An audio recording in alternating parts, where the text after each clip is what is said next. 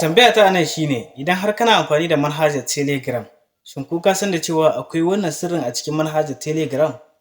Sirrin dai shine kamar haka. Za ka yi amfani da Telegram wajen sauke bidiyo a TikTok ko a YouTube ko a Facebook da dai sauransu. Misali, yanzu kamar da kuke gani yanzu idan na shiga cikin TikTok na wayata, sai na ga wannan bidiyon ya burge ni irin ina buƙatar in sauke shi kenan, to kai tsaye zan danna wannan gurin kamar da kuke gani sai in kwafe link na bidiyon kenan. Bayan ka yi kwafe link sai ka je ka shiga cikin Telegram na wayarka, bayan ka shiga sai ka danna wannan gurin kamar da kuke gani sai ku rubuta wannan rubutun da za mu rubuta muku. Bayan kun gama za ku gane shi a nan sai ku shiga sai ku danna wannan gurin. To bayan kun danna kamar da kuke gani zai kawo ku nan, to sai ku danna wannan link da kuka ɗauko kenan sai ku ɗora shi a nan. Bayan kun ɗora shi kai tsaye sai ku tura.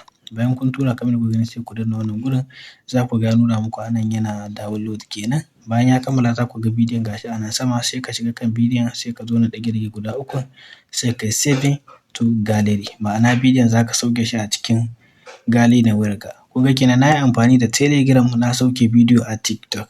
To ko da irin a Facebook ne ka ga bidiyon ko kuma a YouTube duka za ka yi amfani da wannan hanyar wajen sauke shi. Kuma wani abin burgewa da shi shine idan misali a TikTok ne ka ga bidiyo ka sauke shi, ba zai nuna maka alamar wata mark ba. Wannan kusan za ku ga To cewa uwana a nan muka kawo ƙarshen bidiyon wannan, kada ku manta ku danna mana alamar like sannan ku yi following, sannan ga wanda suke tambaya ku sanya mana a comment, sannan ku ziyarci YouTube channel ɗin mai suna Sack Tech TV wanda a can ma muna ɗora wasu abubuwa masu matuƙar amfani wanda za su ilmantar da ku su nishaɗantar da ku.